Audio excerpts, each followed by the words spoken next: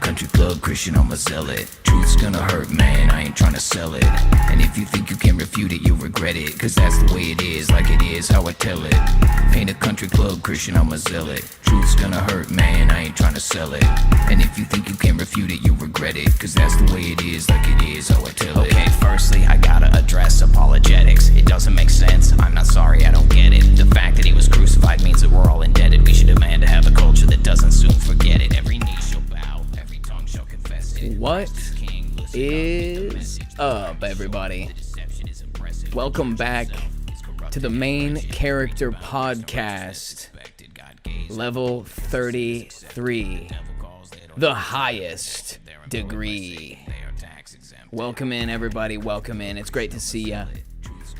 This is our 33rd episode of the Main Character Podcast. Man, time is flying, dude. It's crazy, man.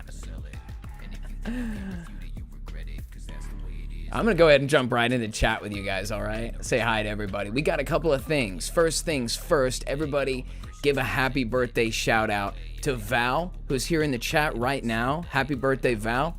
And a special birthday shout out also to my buddy Drake, who may or may not be here with us tonight. I don't know.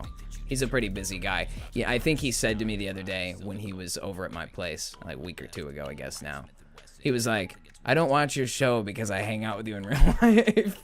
He's like, I get enough of that. Because I do this, like, same thing, right? Like, if we're sitting on my back patio and we're talking about whatever the daily thing is, that's like basically what this show is, right? It's just real and raw. So happy birthday, guys. Happy birthday, Val. Happy birthday, Drake. Thanks for being here, Val. Good to see ya. We got Treble Down. We got That's an Antenna. I think this is your first time here. We just kind of broke the ice, so it's good to see you. Welcome. Thank you for being here. We got TL. Made it right on time. Right on. We got Brother Rev, as usual. Full house. We got Mike Jones. We got Trey. We got Pearl. What up, Pearl? Pearl gives us the customary. Yeah. That's an Antenna says looking like a legit cult leader up here. Let's go. That's what we're going for, right? Allison M says, I'm a little afraid of this one. Well, it's funny that you say that because I got to tell you guys about something crazy. All right. And I wasn't going to talk about it at first. Even Wendy was like, I don't know, don't bring it up. In the context that I'm going to bring it up, I think it's fine. What I will say is, whenever you do online internet stuff, you got to be careful because you just never know who's watching, okay? Let's put it that way. Let's just say that sometimes you go out on a limb, you do something a little bit edgy, you decide you're going to do a video about some stuff you're not supposed to talk about, right? That's kind of what we do here, right? This is the cult of con. This is the cutting edge of conspiracy content right here on the internet. Conspiratainment, whatever you want to call it. Let's just say you got to be careful because you never know who's watching.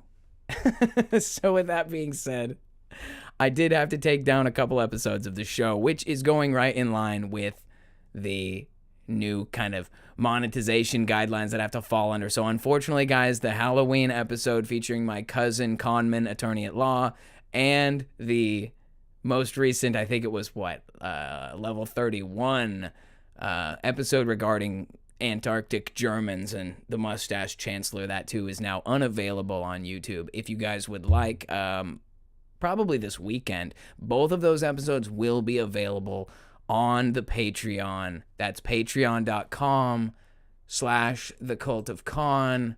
And we just dropped something here. This is actually an oldie but a goldie. This is the old Tom McDonald diss track. Some of our members have seen this one already, but this is up. This is actually free, so you're welcome to check it out. It is explicit content. You know, I did make it a few years ago.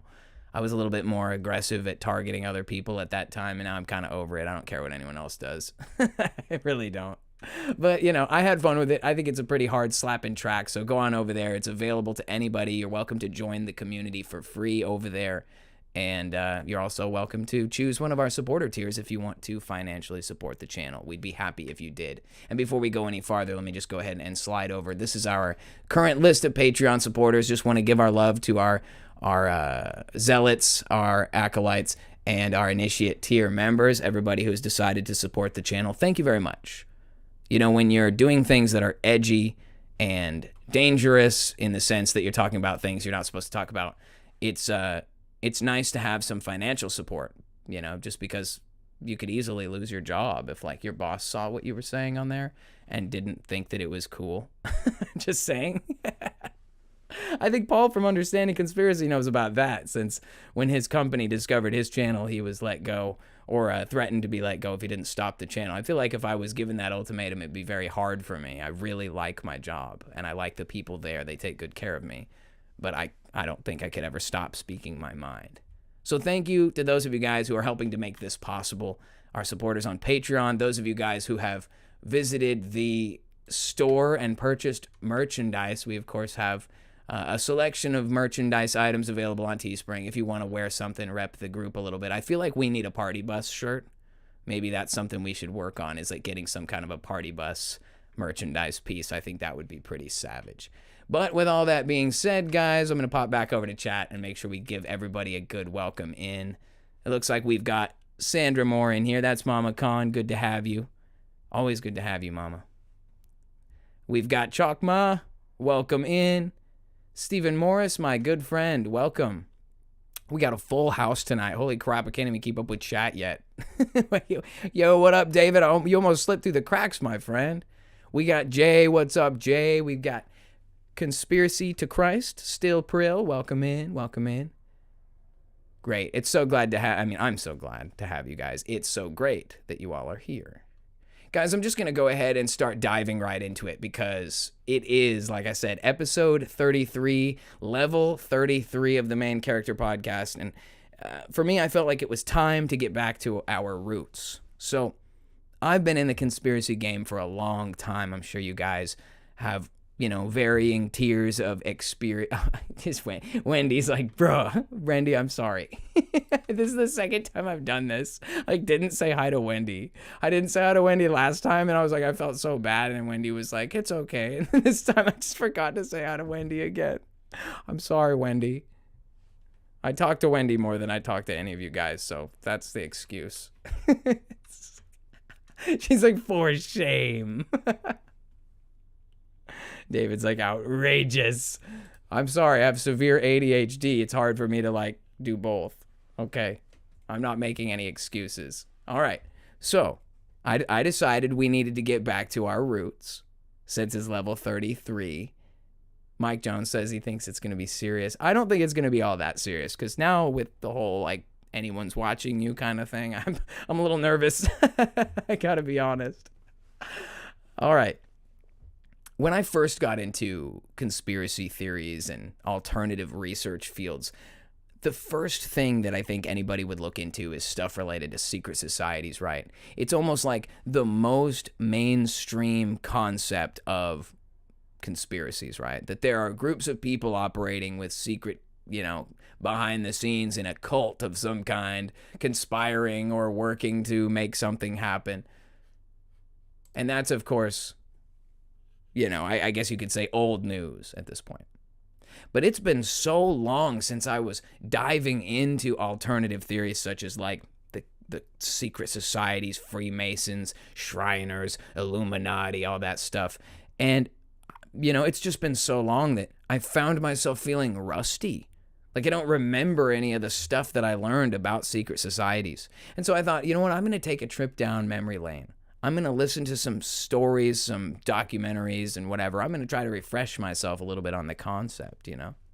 So in the meantime, I decided I would collect a compilation of videos, most of which were basically like History Channel, Discovery Channel. And the reason I listened to those on purpose is because that's kind of the most accessible stuff, right? In fact, I just want to take a moment to say right now, I'm not the most educated when it comes to like any individual field of conspiracy research. I say I'm on the cutting edge only because we are at the most advanced level of insanity. We're the most Kool-Aid drunk, you know what I'm saying? So it's like, you know, there's still plenty of stuff in the wake and stuff that we could always revisit. And since I was thinking about this level 33, there's just so much significance to the number and so much to talk about when it comes to that. But when it comes to the secret societies and such, I needed a little refresher. So I decided to listen to this like 2.5 or 3 hour long compilation of documentaries from the History Channel about secret societies, Illuminati, and Freemasons, and conspiracy theories and stuff. And I gotta say, it was one of the most entertaining, like, 3-hour podcast listening experiences I've ever had at work. Not to say that I'm not really entertained by our community here, but it's just amazing to go back in time and listen to the kind of stuff that was being propagated on the History Channel, like, 10, 15 years ago now. Super funny. So the first thing I noticed about it, I'll just go right out and say, they did tell a lot of truth. That's one thing that, like, you're getting the refresher and you're like, oh, yeah, I remember that. The pieces come together that you remember and you're like, okay, I remember those things being true. But then you start to hear these, like, extra details and you're like, oh, wait a minute, I don't know, dude. Did it really say that in the book, or is that really how it works? And what I started to realize is that, unfortunately, wow, who would have guessed it? The History Channel documentaries and the Discovery Channel type documentaries about things you're not supposed to talk about are so lame, dude. They suck, man. Like, they're entertaining, don't get me wrong, but I don't feel like I learned anything in 3 hours. It was mostly just like a period of entertainment for me. Well, it helped me get through the workday, that's for sure. Not that I don't like my job, but I get the time to listen, so why not, right? Anyway, I thought this would be a good time for anyone who has a lot of experience looking into the real stuff about secret societies. If any of you guys have or know of a video or a channel or someone who just really hits the nail on the head with the real deal story, I'd listen to a 3-hour spiel if it was from the right person. I don't know who that person is, but, I've heard the stuff from Altian Childs and from a couple other people who have been like Masons who came out and revealed the secrets of the order and stuff like that. Yeah, Val's like 5-hour Altian Childs video. Yeah, I was going to say that's Will Jova. Yeah, I was going to say definitely, like, drop it in the chat, and even if you want, go over to the comment and leave it as a comment so that it's there for everybody. But just let us know who has the best videos, who has the best talks on breaking down the secret societies, because I'm hungry for that real meat, you know what I'm saying? I want to get back into talking about that stuff. Val says that video hit me in the face like a truck. Oh, you're talking about the Altian Childs one? Yeah, I think that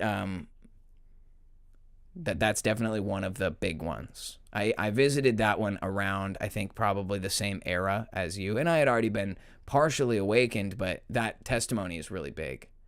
That's an antenna, says Gary Wayne's Genesis 6 Part 1 is pretty heavy on all this. Okay, good, like research into Freemasons and secret societies and such. Jay Verkamp says all of William Cooper's Hour of the Time episodes. Rev says he doesn't make content anymore, but ODD TV was really good. Yeah, I always loved that show. Really good conspiracy entertainment stuff. Asking big questions, presenting good evidence, but always in a good, lighthearted way. I loved that show. He is a Freemason, mind you, but it's all 100% true. Yeah, see, that's the thing. And that's actually what I want to talk about today, is what Freemasonry really is. Okay, and I'm gonna offer some speculation, as you guys know that I will do. But I do want to just take a second to talk about it, because as I was going through this kind of refresher course with the surface level stuff today, which I think is okay to begin with, right? If you're going back, we got to start somewhere. And for many people, that was the entrance into this stuff, right? Like, no one had ever heard any conspiracy theories. They didn't follow any strange people on social media accounts and such. But they had History Channel as an option, you know what I'm saying? Like, there was the opportunity to watch those secret societies. Maybe you watched Da Vinci Code or National Treasure, right? And maybe you've seen some of these movies or these pieces of entertainment that kind of highlight that stuff and kind of bring it to the forefront, but without really breaking it down or with any, willingness to talk about the things you're not supposed to talk about. Remember, all of these things aired on regular cable TV networks. Even those movies at some point, I feel like I've only seen the Da Vinci Code like on TV because I don't think I went and saw it in the movie theater. It was just not interesting to me at the time. And I think when it came out, I was pretty young anyway. But the point I'm trying to make is that no one is denying that secret societies exist. In fact, their influence is apparent everywhere in our society, from the symbols on the back of the ambulance to the signs on the edge of town telling you that the Rotary and the Masons are running the town. You know, the town I grew up in has right at the front main entrance of town. I should have taken a picture for you guys, but there's a signpost, and right at the front entrance, like, welcome to town here. And then there's a big Freemason logo and a Rotary gear, and they just flat out say it. So we live in an era now where the secret ain't so secret anymore. And unfortunately, because of that, it's hard to know what's true and what isn't. So much stuff about Freemasonry, secret societies, Illuminati, etc. has come out over the last, I'd say, 100 years, especially in the last 50 years, and maybe even more so in the last 20 years. But the point being is that there's not really much of a secret to the secret societies anymore. They operate right in front of our eyes. And this is something that people in truth research have come across when you look at movies and animated shows and books and all of the things that are successful in mainstream entertainment. You'll find that the symbolism is there. The hidden hand, or the all-seeing eye, or even just the symbolism perpetrated by those people who are involved, the actors and the authors and the participants in these high-level entertainment, intellectual properties. And so for those of us who are versed in this, we know that it's not a secret that secret societies exist. The question is, why do they exist in the public today? I think as a speculator, I could give you guys some good reasons, but I also think it's worth kind of imagining it from the perspective that maybe the things that they are saying are true to an extent. It's hard to have a society of secrets if what you're keeping as a secret is a lie. It seems like as soon as anyone finds out what secret you're keeping and that it turns out to be a lie, that your society kind of loses its spark. Specifically, when I'm thinking about the 33rd degree, the 33rd level of this whole endeavor, I'm thinking about this concept that's really relevant to Masons. And I was listening to some of this Manly P. Hall writing. I think that's like the main guy if you want to know the actual heart of Masonry, right? You read Manly P. Hall.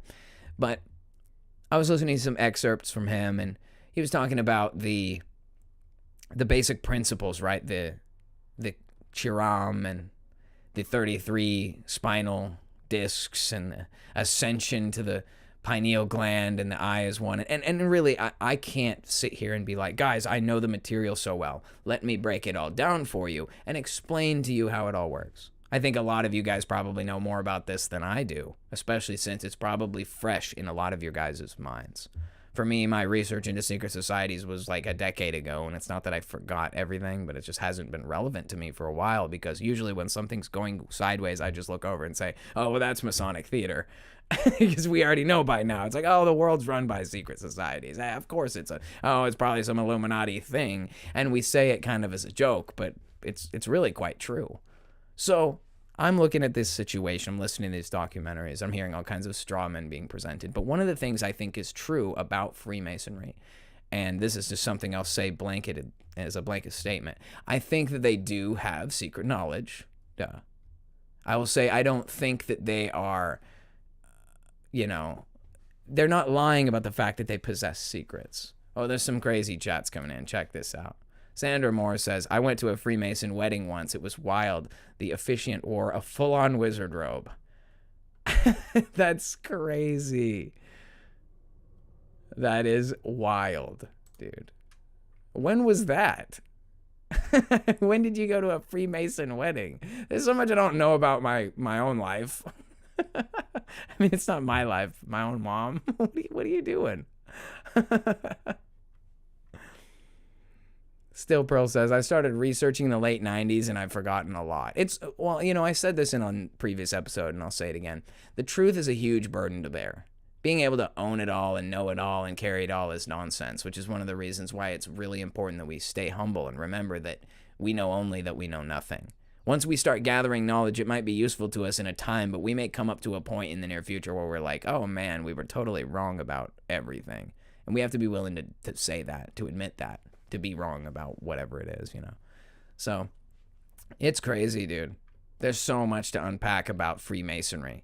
But one of the things I thought was most interesting was that they have kind of I guess you could say, a scientific grasp on how the universe really works, the construct as a mathematical or engineering principle.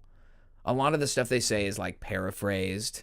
So for instance, they'll talk about the flame, like this pure flame that exists in everyone that comes from the master builder.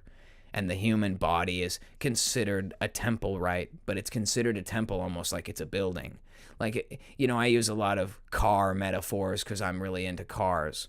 And you'll notice that the Masons kind of think of the human body as a temple, as a building, not just in a concept spiritually, but almost as though the principles by which God created the human body are the same principles by which the world operates. There's this understanding that certain elements of what makes a person function adds or takes away from how a building can affect a person on a spiritual level. So there was a diatribe about the asymmetry and symmetry of buildings. And for those of us who are in the kind of little season post-millennial kingdom belief group, it makes sense when we look at the buildings. We see the immaculate nature and the beautiful symmetry of the buildings. It's like following along these Masonic principles of understanding. They say that the reason why these buildings are the way they are is because of what they invoke in a person. That asymmetry and chaos in buildings and structures and infrastructure causes a person to experience chaos in their own being, whereas being in an environment of symmetry and order and beauty, it brings an energy of that into the body of the people who are in that environment. And this all sounds very simple. It almost kind of sounds like, well, they're just writing what everybody already knows. But it's understanding that all of this stuff is how God's world operates. I think that the general principle is that Masonry is basically like Wendy says here. It's like they hijacked the concepts, right? I've said before, and you guys know, there's nothing new under the sun. And all of the ancient symbols, even the ones that we associate with hostile, satanic factions, all of those symbols were created by God originally. Everything, every sound, every word, the energy and frequency and vibration that comprises the whole world is God's creation. So when you say something or you create something, you draw something, if there's an image, a picture, a sound, a feeling, these are all the creations of God. But the different groups throughout history have assigned them different meanings and different purposes and have worn the symbols, the images, the names, etc. They have used them as their own logo, badge, etc. for so long that those are what we've come to associate with these groups. So when you see the 5-pointed upside down star, we assume, oh, it's satanic. And technically it is. But all of these things began in a different way. All of these things began with a different meaning and a different purpose and a different intention that was thusly hijacked over the course of history. When we look at the world on a timeline from the very beginning, God created the heavens and the earth. He created the birds, the animals, the things that creep on the ground, the whole 9 yards. And initially, Adam was set up to be in charge of all of it. We know how that ended. They failed. They betrayed God. They were cast out of the garden. So from that point on, this creation was kind of out of control, right? Satan and his angels had been cast down to the earth. We know about the Watchers taking children, or creating children with the daughters of men to produce the Nephilim. The world has been pretty chaotic for a long time. It really gives an extra understanding to the necessity of Christ to restore order to the world, of course. But just looking at it logistically, you can see how things had progressed and gotten, collectively worse. But history, it has a tendency to repeat itself. And so throughout history, empires have risen and fallen. And generally what happens is when someone comes in and conquests the prior nation, they take control of the pre-existing structures and infrastructure, and they repurpose it for their own means. So when we look at the world, I think it was Paul was talking about it on his show earlier, there's a concept, the holy war, that we've been involved in a holy war since the dawn of time. And I really believe that. I think that from the earliest days of creation of the realm, Satan rebelled against God and was cast down to the earth. And although when we think of a war, we think of two sides kind of competing, it's not quite that simple. It would be rather foolish to think that God and Satan are caught in some pitched battle of strengths and wills. But there is a conflict taking place between the followers of these two ways of living, right? So we understand there's been a war going on, and when wars go on, things get destroyed, things get broken, propaganda gets put out, people are manipulated against each other, and that has been going on since the dawn of time. But like I said, conquest brings repurposing of the original elements. So let's say, for instance, that somebody is going to be, building a big palace and a big kingdom. When the next group subsequently conquests, takes control of that area, the last thing they do is demolish the whole palace. What you do is you repaint it, or put up your own statues and banners and stuff, but you take control of it because it's an asset, it's treasure, right? Land, people, money, that's the stuff you seize in conquest. So throughout history, we have to understand, architecturally, buildings going back all the way to Egypt, like it was said by Val here in the chat. They go all the way back to Egypt. That's why they worship the same BS. Absolutely, I agree. And so what we're dealing with is basically a faction of people who have been essentially custodians of ancient structures, right? Each empire passing on to the next what was left of the previous empire. And that is done in many different ways. Sometimes there's a kingly succession. Sometimes there's like I said, a coup or some kind of a military conquest. And what ends up happening is the technology, the secrets, the knowledge, the infrastructure, the people, they are passed from one custody to another. And this has gone on since the dawn of time. Consider this. When Adam was in control of the garden with Eve, living under the righteous rule of God and doing their job in the garden, they were still under God's subjugation. They were still in his custody. Then after the fall of humanity, mankind is lost in the world, lost in sin, and subjugated to many various empires throughout history. But nevertheless, humanity has remained in the custody of some hierarchy the whole time. Whether it was a Babylonian, a Sumerian empire, Medo-Persian, the Greeks, the Romans, or even the empire of today. I don't know if I lost sound, but Little Seasoned Sojourner said that they just lost sound. Hopefully that's not me. Anyway, hope you can get that figured out, friend.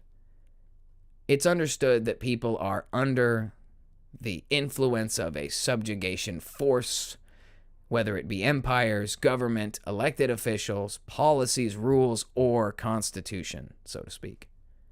So right now, it's not unreasonable to believe that we live under the authority of a greater power. For some people, it's easier to believe that it's the federal government, that there's elected officials and administration who decide your fate and your future.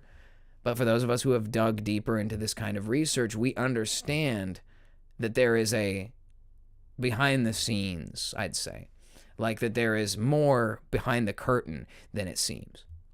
So when we're looking at, for instance, United States in the modern age, it's actually quite easy to understand who owns the United States and who runs the United States, and you just simply have to look at where the money goes.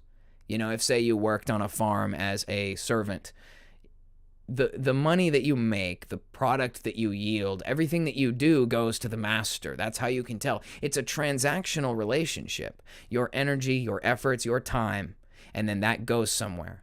So for all of you in the United States today and around the world generally, you live in a country where you pay taxes to the government. So where is the power going? It's flowing upwards into the federal government. So we understand that we're not in charge because our money goes up to them. Our energy, our time, and our efforts to get money go up to the federal government. Gone, bye-bye. Okay? So where does the federal government send the money? When the United States is looking at the debts and the bills and the cost and everything that they need to be paying for and doing with your money that they don't really remember is your money for some reason. They take it and they send it somewhere. And where do they send it? Well, there are a lot of places that the U.S. sends money. But the only place that the U.S. sends money absolutely, without question, is Israel in the Middle East. Now, that's something you can argue about. We can talk about that another time. But to me, that tells me what I need to know. It tells me that in the Middle East is a country that has the amount of leverage and power over this country that our country pays them. So when you want to know who is working for who, it's not that complicated. We don't have to get into nitty-gritty and tear apart all the secret societies to know that we send billions of dollars there, and we have consistently, and we're not stopping, and that tells me who works for who, okay? And the product of our yield goes there because they are the master, okay? Now, I like to understand this from the perspective of the times of Christ. Like, imagine that it was the era of Christ, okay? It's 0 AD or whatever. Rome was a worldwide superpower. And history doesn't really explain it in the sense that what we know it to be today, which is that Rome had buildings, infrastructure, and people on every continent of the earth. It wasn't limited to the Italian peninsula and part of the Mediterranean or North Africa, like they try to say.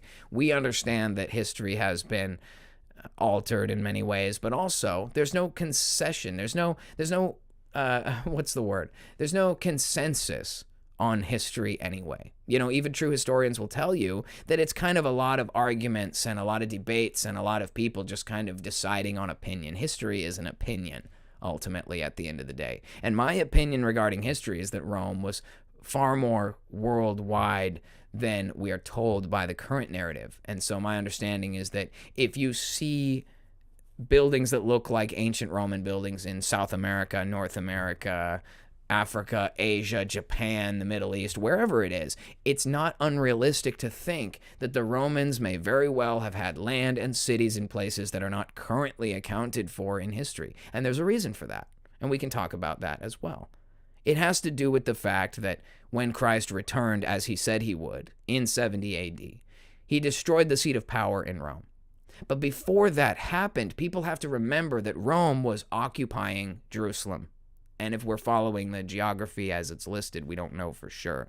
The idea is that Jerusalem there in the Middle East, east on the Mediterranean, is a territory that was under Roman control. Now, you guys have to remember that King Herod was in charge of Jerusalem during the time of Christ's birth because he was afraid of Christ and wanted him to be killed. That's why he sent people after Jesus and his family, because he saw himself potentially coming under the gun for his throne, that this new king of Israel was going to come and take control of the Middle East, of Jerusalem, of that region that Herod was ruling. And so Herod didn't want to be dethroned, so he was working to eliminate the Christ. It's well understood. But we also have to consider the fact that Jerusalem was still at the time under the control of the Romans. And it's known that Rome has a tendency to leave their traditional leaders in charge and to try not to stir things up too much in the outer territories, because it's hard to keep track of a people that instantly has a new governor and is forced to all these new terms. It helps to kind of slowly ease people into Rome. Like, that's kind of how they do with all of us in society. Like, we didn't used to have, like, Haktua girl. That never would have happened, like, 20 years ago. But they've slowly degenerated us enough that we're all Roman now. Isn't that funny? I'm not saying I want to be. But you can feel how this works, right? There's a spirit of degenerate evil that slowly works its way into your life and your existence. Looks like Trey's taking off. Good to see you, Trey. Thank you for being here, my friend. I hope to catch you later in the next one. Take care, my friend. Anyway, the point I'm trying to make is that we can't always see the levers of power. You can't always see who's really running the show. If you looked at the Middle East during the time of Christ, you'd say, well, of course, Rome was in charge. There were legionnaires running around. The Jews had to offer Jesus up to the Romans to have him crucified, right? So it stands to reason that, well, obviously Rome was in charge. But what people don't really understand about the situation is that the Pharisees of Israel at the time are no different than the powers that be in the world today. The military superpower that's Rome, or the military superpower that is the United States, is still being puppeteered by the same figures of the ancient times, the same people that Christ came and told them that they were robbing their people of the truth with their doctrines and their religion. And so what we see is Rome under the control of Israel, Jerusalem, in the time of Christ. Still a worldwide superpower, but subservient to a religious order in a tiny backwater town. You see what I'm saying? Does it make sense that a massive pagan empire allows this little group in a tiny conquered nation to continue to operate their temple and their religions and their practices? I mean, that's just not congruent with Rome. So when I see Rome like being like, oh, I don't know, I don't want to have any problems with a insurrection in Rome or in the Middle East in Jerusalem, and they're willing to walk on eggshells around those people, even to the point where, obviously they're enraged about Jesus. They offer him up to be crucified, and the Romans are willing to do it because it's what the people in Israel want, not what the Romans want. Even Pontius Pilate says, like, I would let this guy go. I see no fault in this man, remember? And they said, no, you do it. So, I mean, who had the final say? Was it Rome? Was it the representative government of Rome, Pontius Pilate? Or was it the Pharisees, the Jews in Israel? So, what's going on over there is just a repeat of what's going on here. Okay, and I know I'm supposed to be talking about secret societies, and we'll get to that.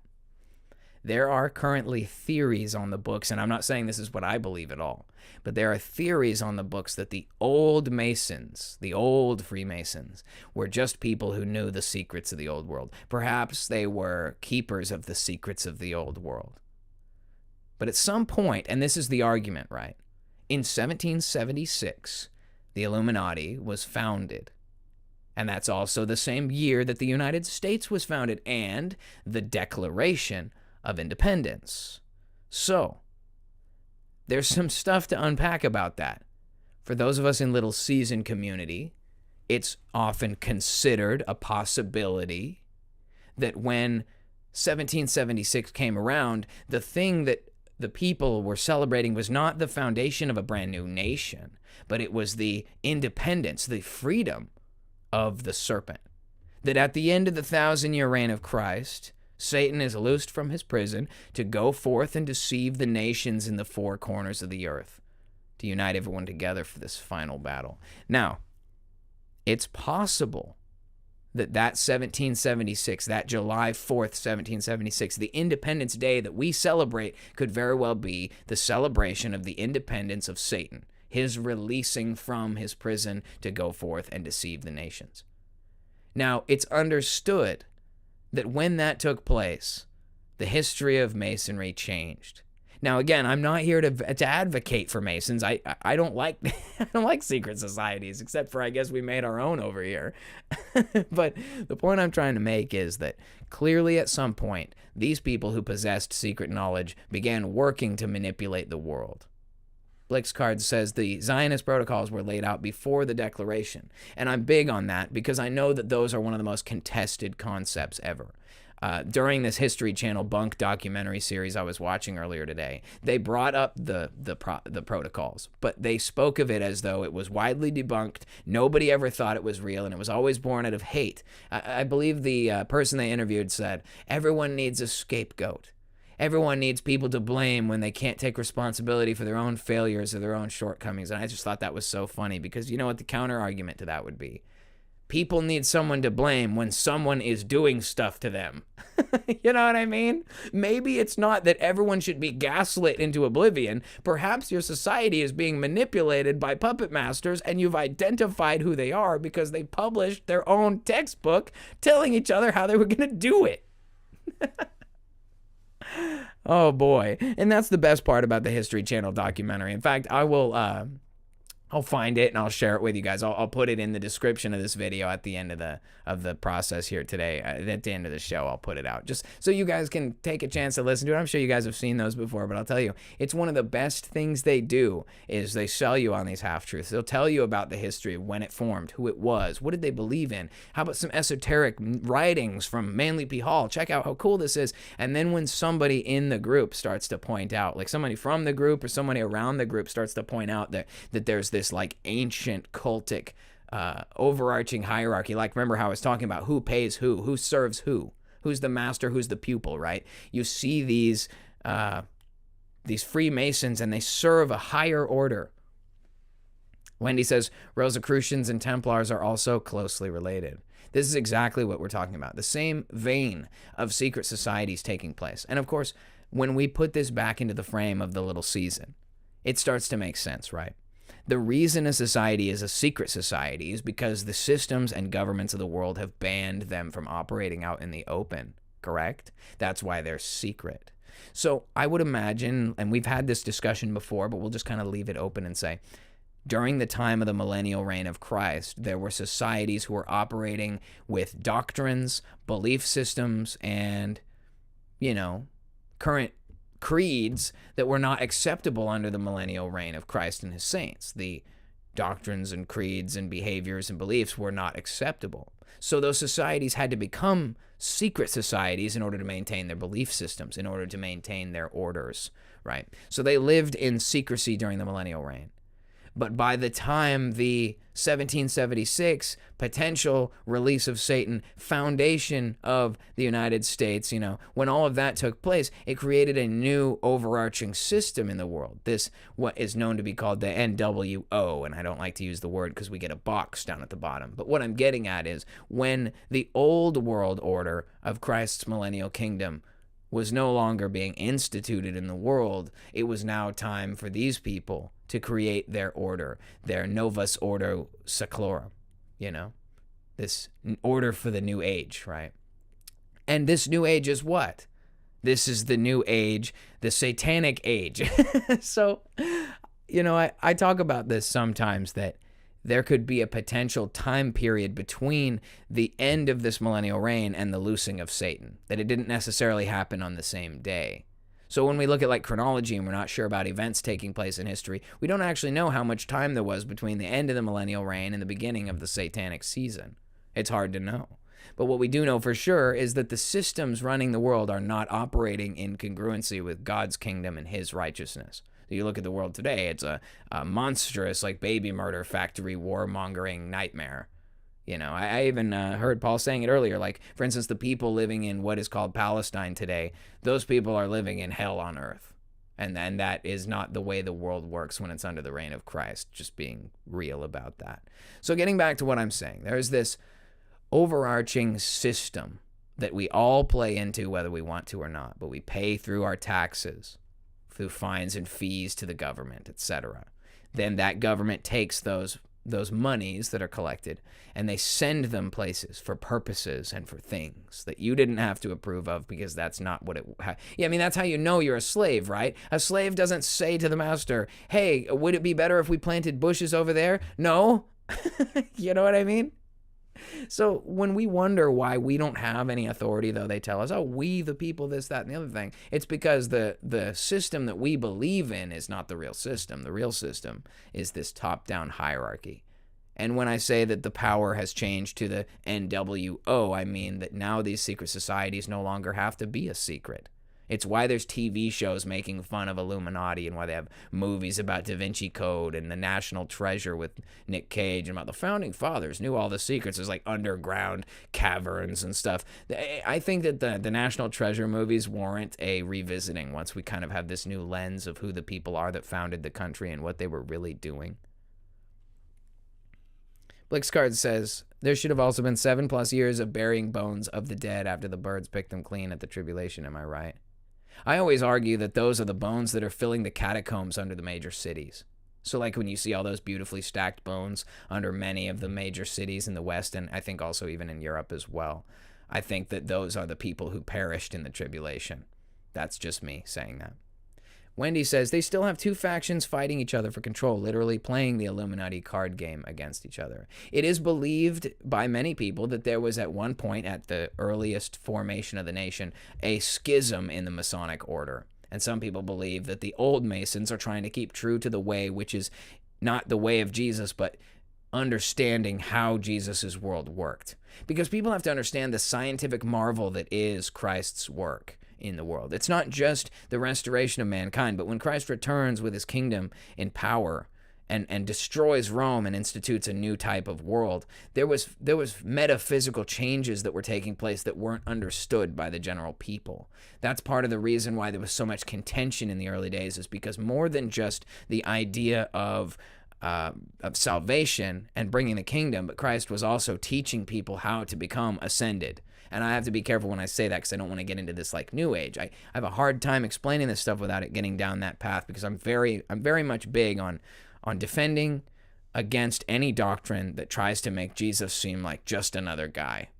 One of the things this documentary was attempting to push, these History Channel docs, was that Jesus was married to Mary Magdalene and had a daughter, and I'm sure that that's something you guys have heard about before. And I'm not here to argue against it or for it, but my character understanding of Jesus is that he was a man with a mission, and that he wasn't the kind of guy who was just gonna marry somebody and start having kids. That's beside the point. What I'm getting at is the doctrine minimizes Jesus. It makes him into just a dude like me or you. Or you know what I mean? He just lived a normal life. He was just a normal guy. And there's a lot of doctrines like that, New Age ideas, that what Christ was teaching was simply a way that anyone can do, and it's about you getting ascension and you becoming powerful and stuff. Rev says, maybe New Age took over the word ascended, and our understanding of that word altogether is wrong. I agree. I think that's... So Christ coming to teach people ascension doesn't mean that he's trying to tell people how to levitate specifically, and I don't think that it means trying to get like your consciousness on a Christ consciousness level. What they're talking about is scientifically, how do we understand an ascended master, a transmuted saint? So like God resurrects a saint. Jesus brings saints up out from hell at the start of his reign. And there's these people that are not Jesus himself, but they're like holy, right? The saints. They're powerful. They have new bodies. They're light bodies, essentially. If you were to try to understand that from a like a secular scientific perspective, that is what Masonry is. How do these buildings change the environment? How does this new system of government change the environment? What is this church? How does this church change people from simple beings to these ascended things? What is the process? That's really, I think, the secrets that the Masons are holding on to. I think that if you were to become a Mason, work your way up through the ranks, and get to level 33, you would already be so deep from confessions and rituals and things that you've done that you'd never betray the order for anything. Not to mention what they could do to you if they wanted to. But see, you're at this point where now you know everything. You're so deep. So now they're going to tell you, right? At the 33rd degree, I believe they tell you the truth. That they did have a millennial reign of Christ Jesus to deal with. That they hid and they collected archives and secrets, and they did what they could to understand the difference and the change in the world, the power that Christ came with and all of that. I think that they did know that stuff. And I think that what ended up happening was they kept it as a secret only for their highest members. And then at some point there was a schism. Some group in the group said, we're going to use this knowledge to our advantage. We are going to use alchemy to shape the world, to heat the world closer to the desire of the heart, I believe is one of the quotes. And what it will let you do is basically manipulate people's minds using forces they don't understand. Right? That's how these people have infiltrated and taken over the world. But there's more to it than that, right? We understand that Masons are very big on trying to understand the architecture and the body and the build of these temples, such as Solomon's temple, which is something they claim to have built. There's many buildings in the world that the Masons take credit for building, but those of us who are, I guess you could say more awake, question that narrative. It's possible that the Masons were at one point a sect of people who knew the secrets on how to manipulate the materials, geopolymers, and how to use this measurement and system to create, incredible architecture. But like Wendy says, they didn't build sheet. Yeah, I agree. I think that what we find with Freemasons is that their name is the most telling thing, right? We have guys who claim Freemasonry for themselves. When the Millennial Kingdom came to its end and there were massive swaths of land that became uninhabited by people, there were massive cities, treasures, peoples that were up for conquest. I imagine there was a power struggle. There were wars and rumors of wars, etc. People arguing, fighting, vying for control of the different areas. And what ended up happening was the Freemasons are essentially the group who took claim of all of the vacant buildings, decided the backstories, decided to, remodel wherever necessary.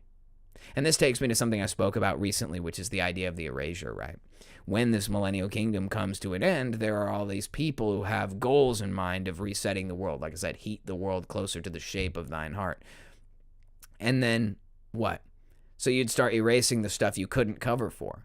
All around the world, like I said, are these buildings that appear to be Roman, columns and ornate architecture, but it looks like Rome. My opinion is that those buildings have been kept because they were originally Roman anyway. They may have, during the millennial reign of Christ, become elements of conquest, territories that were owned by the millennial kingdom, but at the withdrawal of that iron rod of authority, these cities came up for grabs, so to speak.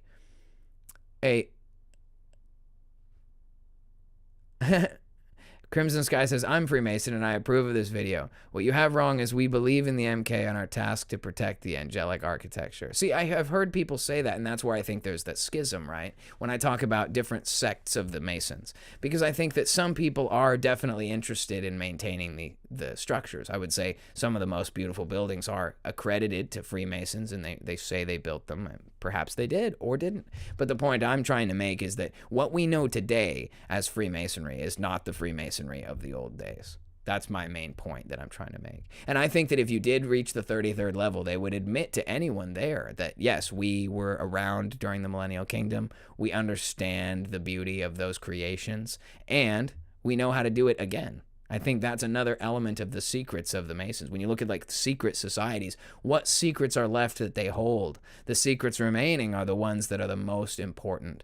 For instance, the manipulation of solid matter, the forming of the geopolymers, etc. Those kinds of secrets are the kinds of secrets I believe the Masons hold to this day. And, like I said, I think they know about the Millennial Kingdom, just as Crimson Sky said earlier. Now, I'm, of course, not a Mason. I am just a spitballer on the internet, so what do I know? But I would say it sounds to me like if you reached a high enough level in Masonry, they would tell you the truth. So, would you call them demon eaters? Demon eaters. That's actually hilarious. I love Brian. He's hilarious, man. It's a good show. Demon Erasers, by the way, for those who are listening. The show is called Demon Erasers. I think the enemy knows way more than they're letting on. I think that's the reason why they continue to maintain this facade of the Masons and Illuminati. And I watched a video, and a guy was talking about it. He was one of the head masters, or I guess grand masters of this particular lodge, and he said, our lodge is open to the public. Anyone can come in at any time. We'll teach them about the history. We'll share with them the secrets of the order, because at the end of the day, they have a new identity now. The Masons of today are operating on a different identity, and so that allows them to completely, tell you whatever story they want. They can fabricate anything they want at this point. And for the general public, that's all that matters, right? Even the secret societies say that they only need to control the top 10% of the civilization. The thinkers, the movers, the owners, right? Those people are too busy to look into the true esoteric secrets of the world. It's compartmentalized beyond belief. One of the things this documentary was exploring was the idea that NASA and the U.S. government were involved in covering up the falsehood of the moon landing, so to speak, or the staging it, I guess you could say. And there was a guy who was being put up as the straw man for who was looking into it, and they were asking all the wrong questions, not leading you in the right direction, of course. It's par for the course.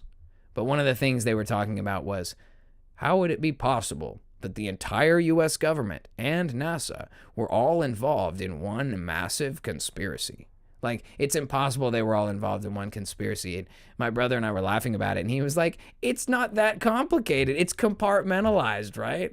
That's how you make money disappear. Everybody thinks they're doing their job. They're looking at their computer, and there's like little numbers scrolling across it, and they're like, oh yeah, moon numbers. Yeah, Vector, Roger, Houston.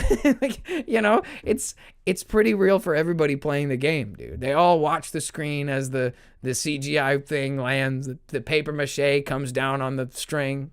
You know what I mean? They're all watching it. It seems pretty cool to them, right?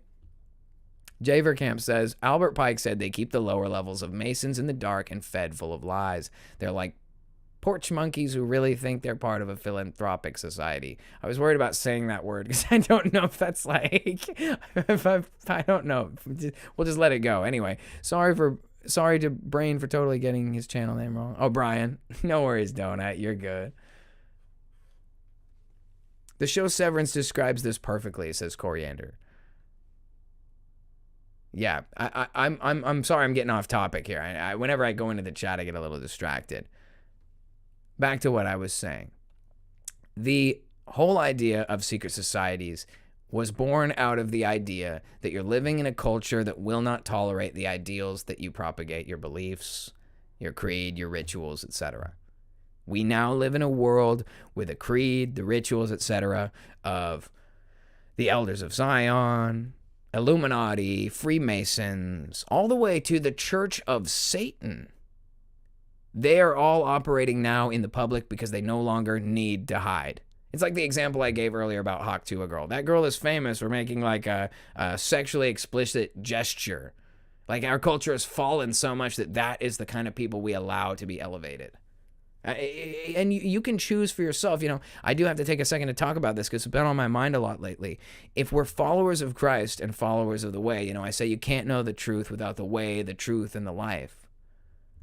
If we're followers of the way, then we should be working to be followers of the way.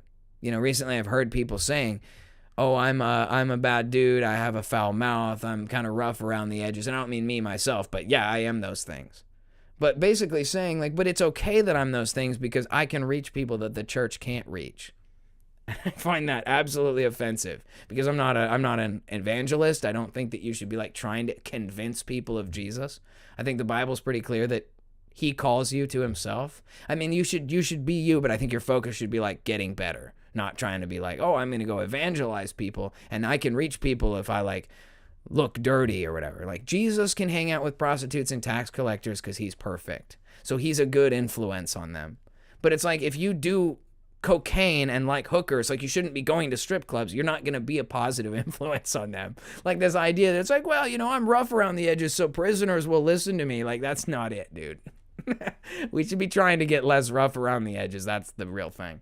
But anyway, I think that the pursuit of kingdom and righteousness, which is what Christ calls us to be doing above all other things, pursue kingdom and righteousness first. If we do that, you'll have people like more willing to listen to what you say just on the surface. It's not about like, oh, I'm going to influence people because I'm scum, they'll listen to me. Like I don't think we're supposed to be trying to get people at all. The example is what you need to be. Like Jesus set the example by being a certain way and living a certain way, and people look at that and say, "Oh, I want that." Like I want to be like him. I want to have his influence and power. I want to be like that guy. So that's just a little side step. But anyway, ain't buying it says like clean up around your own doorstep. Absolutely. Amen. That's what I'm saying. I don't think that it's inviting just because if your house is a hellhole, yeah, bikers want to come hang out with you, but you're supposed to be making your house not a hellhole. It's like, even if it's enticing that, oh, well, bikers like to listen to me. Like, it's not good enough. Like, you should be trying to like ascend. I know it sounds crazy, but like, seems like the Masons know it. The goal is to ascend, is to get higher up, right? To climb the ladder, right? And in Masonry, the ladder is these 33 spinal vertebrae that lead up to your brain here, right? Cortex and the pineal gland, right? And supposedly, when you get your eye is single, then your whole body will be filled with light. Anyway, I don't know how your eye can be single if you're like justifying your bad behavior because it helps me reach people. I don't buy that. Anyway. Ultimately, I don't buy that. Crimson Sky said, well, I'm 33 and going to be in the East this summer as a master of the lodge. Sorry to let you know, but Jesus Christ is first and foremost on all the hearts and minds of my brothers. Well, I don't think that that's a bad thing. Like, if you guys are about Jesus, I'm all for it. That's cool. But I don't think that the highest echelons of Freemasonry are about Jesus, just based on what I've even read myself. It always seems to be like some kind of a, I don't know how you would put it. One example that was given in this really crappy documentary, and of course don't quote me on it because it was crap, there was these depictions of Mary with baby Jesus. And there were these depictions of, I believe it's like Isis and Osiris. Because I think that one of these gods like rebuilds their kid or something. It's super weird stuff, dude. They even call that part of your brain Isis. There's weird symbolic stuff that there's no way that's biblical. That's all I'm saying. That's not really, it's not going along with. And so I could say maybe that's not your doctrine. And that's a good thing, right? Because you're allowed to have your own thoughts. But what I heard and read was that Mason's ultimate goal was freedom for humanity. And I know that freedom sounds like a good idea. That's the whole point of America. That's the point of independence. That's the point of the chain broken at the feet of the Statue of Liberty, a statue of Lucifer, whatever. Satan is someone who preaches independence. He teaches this idea, this Luciferian freedom notion. And it's you got to be careful because Christ also preaches a freedom. But his freedom is different, right? His comes with a yoke that is light. Satan advertises that you can be free from authority. In fact, some of these principles that I was reading about in this Masonic research field was that there are, the three levels, and I think this is that might be Rosicrucians. But there's these 3 different things that you can be afflicted by, and they're all based on the subjugation of authority, that it deprives you of your power to be subjugated, and so you have to be free. And I can totally understand the appeal of that. On the surface, to anybody who is living a life of slavery in various forms, and in every country of the world you are, whether you're living in a horrible, destitute third world situation or you're living in the construct of the beast that is the West, you're always going to find out that you are not truly free. So when you look at these principles, they seem good on the surface, like independence and freedom from authority. That's the principle of the North American continent. That's the principle of America as a country. But unfortunately, you can't actually be free. You have to pick which master you're going to serve. You can't serve God and Mammon, and Mammon is just the world. Crimson Sky says 33 is honorary. It's a handshake. 32 is study of architecture, philosophy, math, and music. I think it's widely understood that, the secrets of the world are still a secret. Like, we don't know how to build buildings like they did in the old world. We don't know how to run those kinds of calculations. We don't know how to manipulate. One of the examples I gave was people believe that bees don't actually fly because scientifically the weight to ratio of their wings and the lift, and that doesn't work, right? Scientifically, a bee should not be able to fly based on the size of it and the amount of lift that it generates with its wings. But then they say, well, what bees are doing is they're levitating. The wings are creating a frequency of vibration and they're levitating. That's probably true. I don't know that. But it's a very interesting concept. And understanding that concept, that's the kind of secret that Masons would be holding on to. Because they would be able to tell you, well, based on certain fields and certain frequencies, yes, certain vibrations will allow certain things to manipulate the field and operate under different circumstances. I think that we understand that as a general principle, but nobody has access to the blueprints or the actual math, And there's even probably secrets about math. That Terrence Howard guy has this whole spiel about math is all wrong, and that's the reason why we can't unlock anything, is because we have this wrong field of math where we consider 0 to be nothing when 0 is technically 1. And I know what the guy's saying.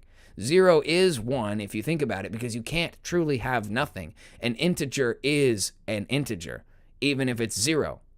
You know what I'm saying? Like, there's a factor, there's an item, an entity now exists. Its value is nothing, but it still exists. And that blew my mind. I'm not trying to say I believe in Terrenceology or anything. I'm just saying that it's going to be something like that turns out to be the reason why you can't just make a UFO in your backyard, because you can't do the math required to get one. You know what I mean? Anyway, I know there's going to be a lot of arguments. This is the kind of concept that really irritates people, the secret societies, and people will come in and be like, no, that this is the way it is, and la, la, la. And I'm not saying that Crimson Sky is wrong or right. I don't actually know. And here's the thing. One of the other things we need to remember is that Masonry, even like Crimson Sky says, Masonry is not secrets for everybody. It's not even secrets for people halfway up the chain. It's only in the highest echelons of power do people realize what's really going on. Jay says, the Masons test each member for his moral character throughout their journey. Only the really corruptible and evil Masons get to know the real secrets. The rest are porch monkeys. Crimson Sky, you're not blocked. You're here, my friend. You might have been blocked by somebody else, and I understand that. People are going to have differences of opinion, but I respect your opinion and your right to believe what you believe. Jeffrey's asking what brought Crimson Sky here. Crimson Sky's been here before. I'm not really here to tell anybody what to think at all. I think that everybody should have a chance to speak their mind. Blix Card says, don't be naive, Wendy. Adam was not deceived. Okay. It's getting fiery in the chat. Yo, what's up, guys? Hey, maybe we'll just take a little break things up a little bit with one of these. Yeah. That's what it means to be on the cutting edge. People are going to get mad. People are going to get irritated. Here, let me spit some total conjecture at you guys, okay? I believe that secret societies that you know about exist to allow the uninitiated people, the people who are not of the special bloodline, to have money and power and influence as a reward for serving directly the bloodline. So when we look at my example I gave earlier of Rome, as Rome follows the orders of the Pharisees to murder someone from their civilization, I mean, you gotta understand, Rome doesn't just crucify people, dude. All throughout the history of Rome, it's obviously people who have done major problems to Rome. Rome doesn't care. Rome should not give a crap about some backwoods priest order who's mad about a heretic. That's not their problem. And yet, we have to give them what they want. Barabbas, Barabbas. Okay. They want Barabbas to go free. All right. Rome's doing what Israel says, or Jerusalem, or whatever. Judea, I guess, would be the country at the time. The nation of Judea. So look at our world today, okay? So here's my example. If the governors of Rome, Pontius Pilate, those who represent Caesar are following under the authority of the Pharisees in the Middle East, we're looking at that same kind of a reverberation of that today. I know that this is not always, what people like to say, but I think that we're in the fifth Babylon right now. I think that when Christ came in 70 AD, he destroyed Rome, the fourth empire, the empire of iron, and it was destroyed, but I don't think the prophecy's fully fulfilled yet. And the reason why I say that is because iron and clay infers somebody tried to take the broken pieces and glue it back together. You know what I mean? And what we live in today is like the ruins of Rome. There's still buildings in Italy, of all places, but they're here in the capital, Norumbega, Washington, D.C., St. Louis. All the way out here on the West Coast, San Francisco, there are buildings that look regal, and I think they're from Rome. I don't even think they're Millennial Kingdom, except for that they were still here during that time, right? So today's countries are basically comprised of a resurrected Rome, pretty much.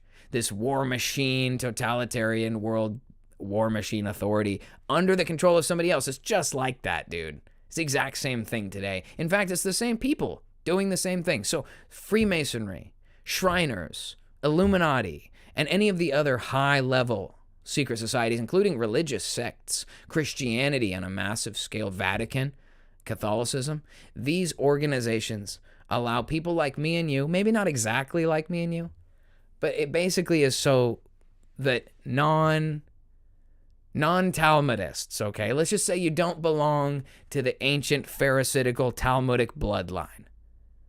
Well, they still need you.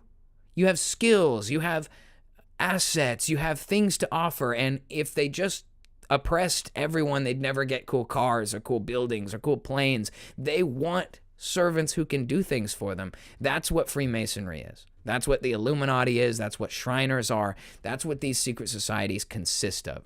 People that are not of the ancient bloodlines, who have been given an opportunity to work closely with them in exchange for,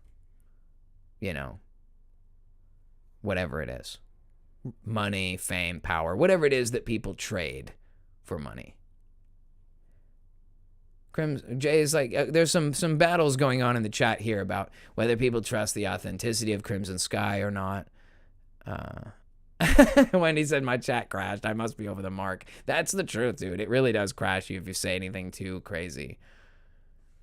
Val says the oath of Freemasonry not only curses the initiated, but their whole entire generation. And I did remember reading something about the rituals that they take place in, which are supposed to be pretty bad. Some of the symbolism of Illuminati and Freemasonry are present in our daily lives. I know I mentioned I was riding behind an ambulance earlier today, and it had that serpent wrapped around the pole thing. And I know that's not the double serpent, like the Hermes, like the Hermetic. It's different. It's like akin to the serpent being raised up in the wilderness. Just creepy, man. But it goes further, right? As you guys know, the dollar bill, Novus Ordo Seclorum, the order of the New Age, the all-seeing eye, the little tiny owl in the corner. And you guys know about the cremation of care. It's like widely. It's one of those things where once we know about it, it's over, dude. By the time Alex Jones was invited to Bohemian Grove and got all that information, it was already well past the point of them doing anything. They even performed the ritual, but it's not a real like sacrifice. It's like a clubhouse by the time you know about it. So even it's potential that Crimson Sky is right. Perhaps they have taken over Masonic halls in the last 50 or 100 years. They have them operating as like pseudo-Christian organizations. They might be teaching people real truth and stopping you at a certain point, dividing some from others. You know, it's possible that Crimson Sky is telling the truth because this is how you fake a moon landing. This is how you do 9/11. You know, one of the arguments was, in these crazy documentaries, mind you, one of the arguments was, there's no way that a phone call went out from Mossad to tell all these people not to come to work that day because 2 to 450 Jewish people died in 9/11. And I was like, wait a minute, 2 to 450? You don't even know? Like, how can you say that? How you, nope, your fact, what you think is happening is wrong because some number of things I think it is right. It's like, I'm not saying that we should distrust everything, but come on, dude. Like, I know how many miles I drove from here to there. Like, I know how it's like, I know how many members of my family are Jewish. You know what I'm saying? Like, it seems weird. The answers given to the stuff just doesn't add up, right? So, I don't know. Jeffrey says, I don't think it's possible that Crimson is 33 and also radically ignorant. I don't know if he was saying he was 33 degrees. I think he was saying he's 33 years old. But Crimson Sky says he knows his foundation is in the sky, or in the God of Abraham, and he's never signed anything, and he believes in Jesus. So, I honestly, when it comes to stuff like that, little doctrine stuff, we can't argue. We can't fight with them, dude. Like, you guys gotta let them off or whatever, you know. Like, just let them be or whatever, or disagree or whatever. Because the reality is, like, you're just going to be arguing and it's just going to lead to nothing. Like, each one of you guys can say, I don't like that guy, I'm going to block him, blah, blah, blah. You know what I'm saying? And I think that's the appropriate way to handle it. Because the fact is, guys, like, we're not going to be able to, like, hold off against everybody. There'll be people coming in with all kinds of nonsense as the channel grows, and we have to be able to, like, manage that. All I'm saying is I know that there's a lot of stuff being taught and operated through these secret societies that's not good, you know? And this actually is a perfect example. Blix is saying he's spouting propaganda in real time. He could even be compartmentalized, as I was saying. How do you get people to participate in a fake moon landing? Well, they have to believe the moon landing is real. So all the way up to the 33rd degree even, 32, 33, they don't really know. So, you know somebody who's a Mason, 15, 18, 25, they have great success in business. They participate in weird little clown shows at their hall, but they don't openly worship Satan. They don't openly sacrifice people. Why? Because that's reserved for a level above, okay? So like I was getting about with Rome or with America, right? America is the war machine, right? The USA is the war machine, but there's a power higher than us.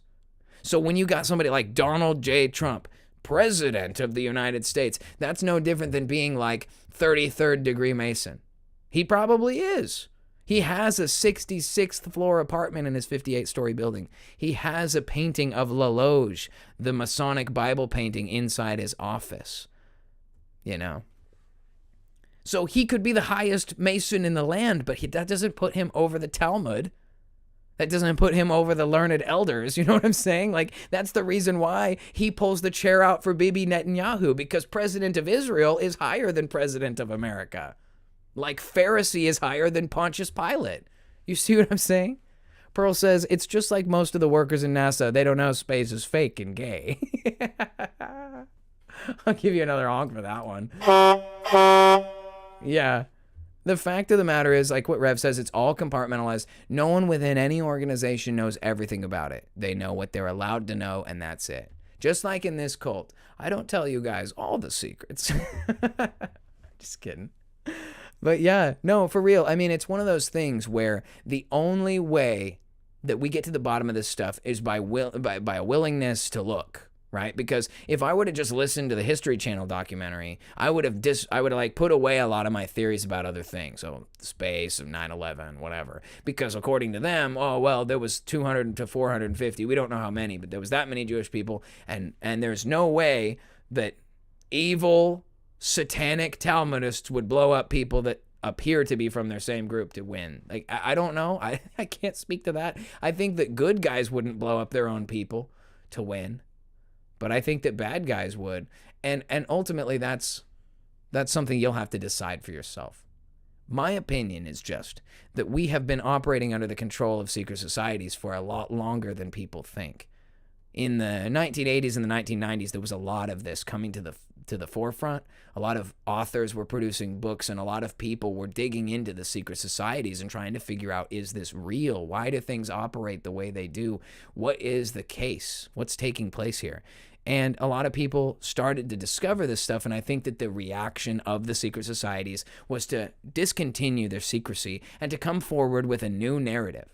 In fact, I was listening, and it's kind of like what Crimson Sky was talking about. I was listening to one of these lodge masters talking about how they were a Christian organization. He's saying that they were open to the public. You're welcome to come and learn about our teachings. And they said that unfortunately people will make a conspiracy theory out of everything. And that's a pretty powerful piece of propaganda, because they'll say that, you know, I think that the diffusal was something like, once someone has decided they have something they want to prove, they're not going to be willing to listen to the evidence. They've already proven that. But my argument from a conspiracy theory perspective is that the issue is we've already heard your argument and seen your evidence, and we don't buy it. That's why we're refuting what you said. It's not that you're going to present to me some proof and I should accept it, and because it's so powerful, I should quit my angle and just accept yours, because the proof that you're offering me is not new to me. That's the thing I feel is most insulting about the idea of a conspiracy theorist or a conspiracy theory at all, is this idea that you don't know what you're talking about. You can't be trusted to make decisions. You don't know all the answers. And it's frustrating because when somebody says, well, there was this many people who did this or this guy that did that, I already know that and I don't buy it. That's the reason. It's gaslighting. They try to act like you're crazy because you don't believe they're not well put together story. You know, damn, Val's tearing it up in chat right now tonight, dude. Val's on fire. Happy birthday, Val. Yeah, I know that it's hard with so many disagreements, you know, with so many different perspectives. And again, I always try to say that, like, I don't really know anything, so I really don't. I brushed up on my secret societies today during work. Like, I listen to History Channel documentaries to try to refresh my mind. And here's the thing. I want to say, Crimson Sky, I appreciate you coming out. I know that it's hard to be the naysayer, you know, and I know that a lot of people are real strong in their convictions and beliefs, and I'm sure you are as well. That's just the way it is. We're all that way. I'm sorry. Val, he's so full of shit. Look, I don't have to pick a side because I don't know anything either, okay? All I'm saying is I appreciate you guys being here. I appreciate you guys being willing to duke it out. That's better than everyone just saying, oh, pick a side, whatever. Like, Coriander, we know you are high up, don't lie. I'd probably be a good Mason because nobody would believe it. I'm like so poor. They'd be like, that guy, he'll make it all the way to the top. They'll never know how Jewish I am or how Masonic I am. Like, look, I could pass. Guys, all I'm saying, and I keep saying that all I'm saying is this, but I know that the system is not as simple as it is. This is how I got into conspiracy theories in the first place, because I thought, dude, it's not a secret.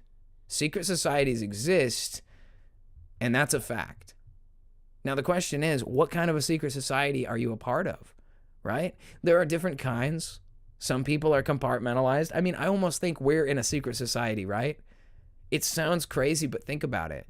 We're on some super esoteric, weird Christianity, right? I think about it all the time. Like, mainstream Christianity doesn't like little seasoned believers. They hear it and they think we're heretics. We're like out to, to deprive them. We're doom and gloomers telling them that that we're not going to get a millennial kingdom. You guys are good. There isn't going to be a rapture. You know, that's scary for people. Val says even the Jesuits say they are the society of Jesus. I mean, come on. That's a great argument, right? Wolves in sheep's clothing. I think that if you could argue that about the whole, Israel Khazar thing, right? You could argue that there is a people known as Israel in the Bible. There's a guy named Israel, Jacob Israel, and his family, and they are God's chosen people, at least in the Old Testament. In the time before Christ, there was a chosen people. Now, obviously, we know that there is no chosen people. The only people that are chosen are in Christ. And it doesn't matter what race you come from. And I even think it goes farther than just people. But that's beside the point. Christ is king. If you're with Christ, you're in. That's the society. That's the chosen people, okay? But there was a chosen people called Israel in history. And I think that the current group is just not them, but just pretending to be them because it helps, right? If I were supposed to be some persecuted group, it helps me all throughout history because no one's going to question anything I do because I've been a victim historically. You know, it's like if I were to say that my family is, Rev says, you are all the chosen people. Amen, dude. I'll give a honk to that. Yeah, 100%. In Christ, there is no free, nor slave, nor Jew, nor Greek, no black, no white, no Hispanic, Asian, Pacific Islander, whatever. None of that is relevant in Christ because your body is just a husk. It's like a car you're driving. Who cares what color the paint is? We need to get to work, bro. We're driving to work. In this case, it's a party bus that we're driving. We'll give it one more heroic honk. Actually, I haven't launched the heroic in a long time. Get ready. That's me like laying on the air horn. What has it been, an hour? Let's take a short intermission from all the crazy stuff so I can share with you guys a story. Coming up next week on the Main Character Podcast, I'm going to be making an announcement that is so massive that it's really only massive for me. But it has a lot of power, okay? And when I say that, I mean that things of the world don't really matter all that much.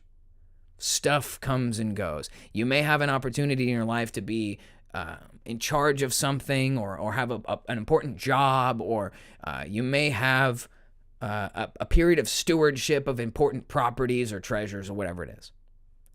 Sometimes that happens to you in life. I'm not here to say that God will give you all kinds of fun and cool free stuff, but it can happen. And the reason I think this is so important is because it has to start with your heart. I always say you can't have the truth without the way, the truth, and the life. And of course, that's Jesus Christ. So if you have that, that opens the door to everything else in life. You know, you've got people saying, it's not even people, it's the scripture. Seek and you will find. Knock and the door shall be opened to you. It's stuff like that. Proof that God will do things that are mind-blowing, like impossible. You know what I mean? That's where the power of it comes from. It might not be a sign for everybody or a confirmation for everybody, but sometimes God does things that are crazy and inexplicable and amazing. And, you just got to be willing to see him through. He'll use any opportunity to teach you. Sometimes you have to learn to be patient. You have to learn to trust situations you have no control over. Just give it to God and really mean it. And I've been really running through the ringer lately with that. But there is an amazing announcement coming. In fact, a couple, but one specifically that I've been really excited to share with you guys. And again, it's not for everybody, but it is really exciting. So that'll be the little intermission. LOL, Blimp Mama don't play. Lil C's in fellowship. Good to see you, my friend. So my last job was leading a team that was training the Google Overview AI. Something y'all should know, it's trained already. They're just fine-tuning it to make it sound human and not say, obviously. You know what? I believe it. They've launched AI for so many things already. I was brokering some kind of an online deal for something, and this character called Peter came on and started talking to me about stuff, and I was like, you ain't a real guy. I even had a customer service number, and I was like, so could I give you a call and just talk about this with you on the phone? And it like sat there deciding what it was going to say to me, and then it was like, I am a live service chat representative only. I unfortunately don't talk on the phone. I was like, yeah, I bet you don't talk on the phone because it's going to be freaking Microsoft Sam on the other side. It's like, yeah, it's text to speech. Yeah. Wendy says, look at me, I'm the captain now. I'll honk to that one. The blimp has to be equipped with air horns. You know, if we upgrade from party bus to party blimp, we got to have those air horns on there. Rev, is it a sin if you curse an AI on the phone? What do you mean curse it? like cast it to hell? Like, I guess that would be a good experiment, right? Let's get Brian from Demon Erasers and let's start loading up AI platforms and cursing them to hell in the name and blood of Jesus. And then if it's a demon running the AI, it'll be cast into hell. That'd be hilarious. I don't know, though. That might be like tempting the Lord. I don't know, though. We're supposed to be getting rid of demons, dude. They ain't allowed here. Rev, use curse words? ProMod Big Block V8 propellers. Yeah, Godzilla's. Supercharged Godzilla V8. Crimson Sky says, Con, do you have an email? Yes, in fact, this would be the official email for sending me random crap, including it's also PayPal. So I know somebody expressed the other day that they wanted to make a donation to support the channel, but they don't like Patreon and they don't want to get involved with like YouTube membership and stuff because they hate those companies. I totally respect that. If you want to make a PayPal donation, it's just thecultofcon@gmail.com, and that's also where you guys can send, you know, whatever you want to send to me. There you go. Dropped it in the chat there for you guys. If you have anything you want to send my way, you know, just let me know. Send it. All right. I want to get into a little bit of another thing since we're there. I think it was Val that made the point to say that there are Jesuits who believe that they're followers of Christ, right? Talking about the compartmentalization of everything. I was thinking about that. You know, Paul did a video earlier today talking about church in Little Season. I would love to get a chance to catch up and finish the rest of it. I was kind of at work and didn't get to enjoy everything, especially since JT came on and the show continued for like another half hour, an hour, and I wanted to see it. So I'll have to do that later. But what I was getting at is that there is definitely an infiltration in the church of the modern age, and you guys know this. And I would believe that it comes from the same kind of a overarching hierarchy. You know, I talked about Rome and the Pharisees, or America and modern day Israel. There are other microcosms of this same thing. And I think that churches in the modern day are, first of all, in the West, 501c3 tax-exempt associations are subservient to the U.S. government because that's how they maintain their tax-exempt status. But not only that, they're subservient to the seminaries which teach the doctrines that are allowed in Western Christian churches. So if I say I wanted to become a pastor and like, let's do this for a living. Like, say you guys like Sunday service, you think I could be a good pastor maybe? If I wanted to do that for a living and like be able to afford a house and like health insurance or something, if I tried to do that, they wouldn't let me. Why? Because I don't have a seminary degree. Seminary is, of course, just like the universities or, one of the institutions that teaches the programming. So unfortunately, the seminary is also held to account by the hierarchies of the religious organizations, as well as also to the government, where their campuses are located on the land belonging to the federal government, and they also participate in tax exemptions and subsidies and things like that as a university and a religious institution. So the point I'm trying to make is the only way that you can truly only serve one master is by having Jesus be your boss. There's a lot of people, they really think they're doing the Lord's work and they're not. I think this is where, this is where we get into an issue with like doctrine. And I know that Paul always does a great job of making a case for how we can reach more people with the truth. And I'm glad that his attitude is that because he has the largest channel of our little community, like him, JT, Alpha Toxic, all these guys. They have the biggest channel, so they should have the attitude of wanting to share and invite people. I'm not that way.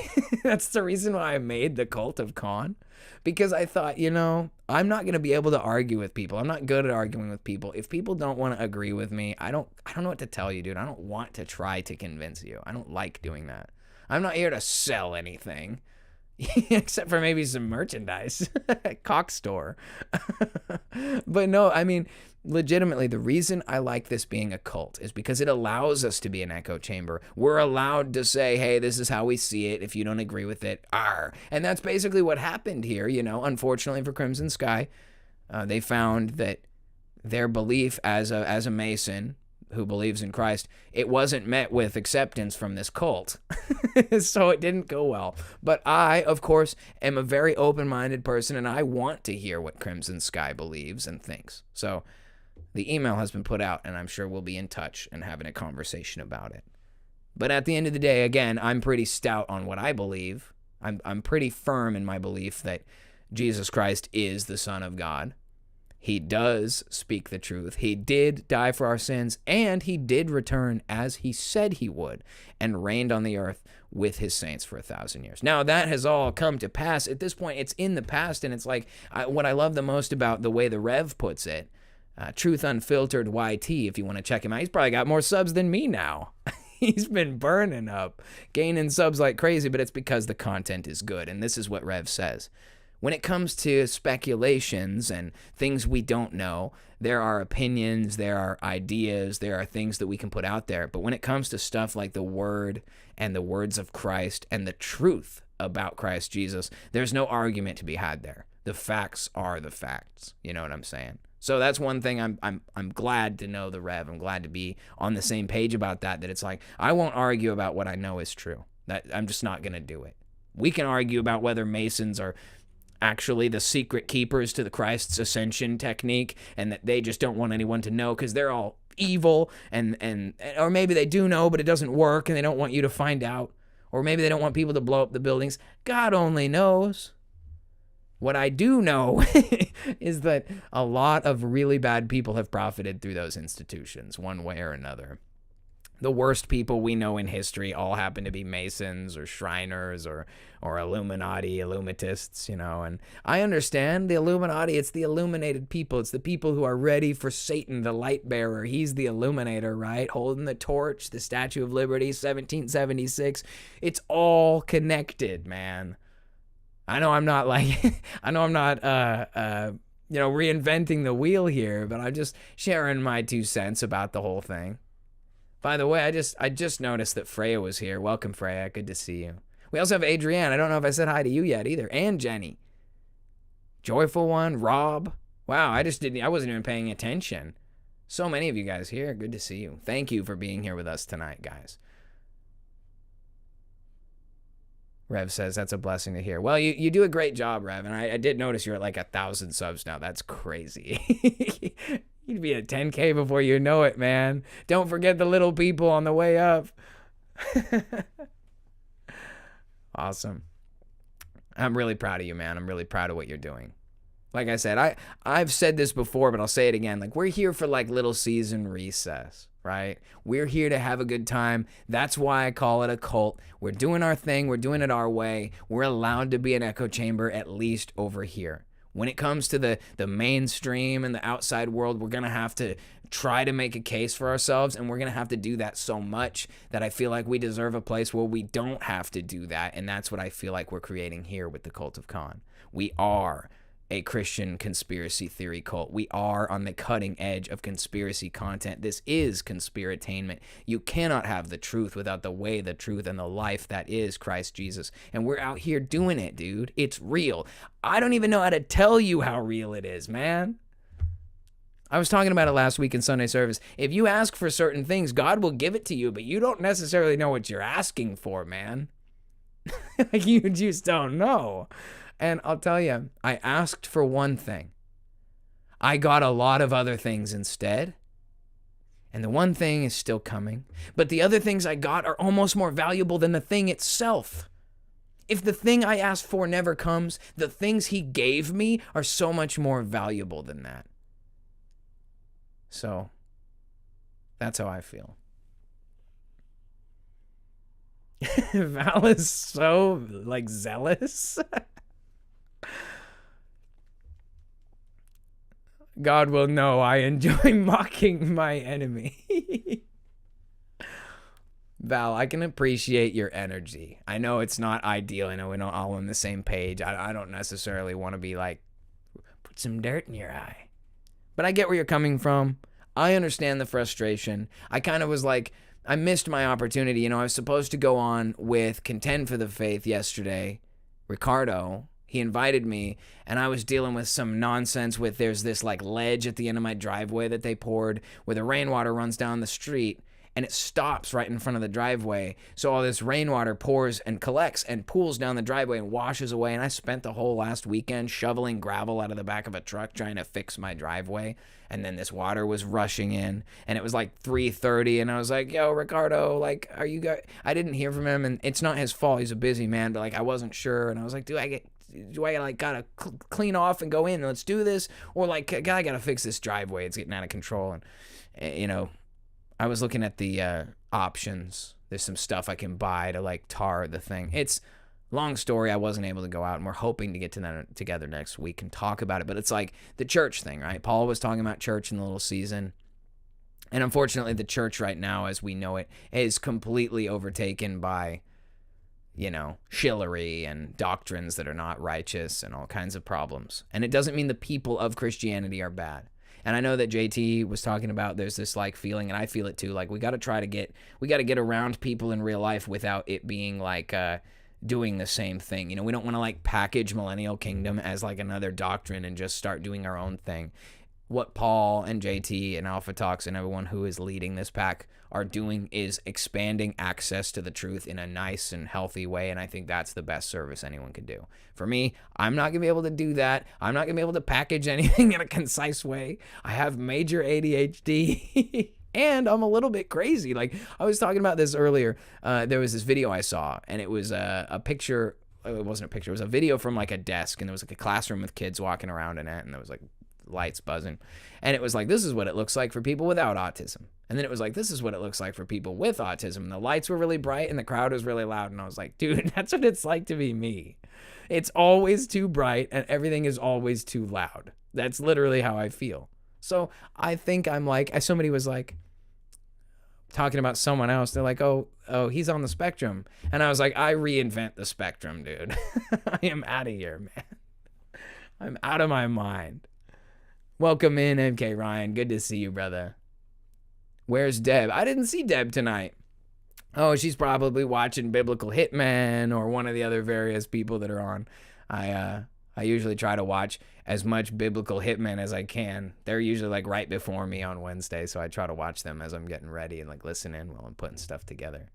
Really cool guys. Hope to get to talk with them about stuff sometime. I feel like I don't give people a lot to work with, because if they don't watch Sunday service or talk about stuff like food or whatever, like, what are we going to talk about? Because main character's so, like, ADD, acid brain. Like, sometimes I'll listen to these and it's like, it's cool, but it's like, that guy is random, Blueberry pancakes are nice. Wow, pancakes now.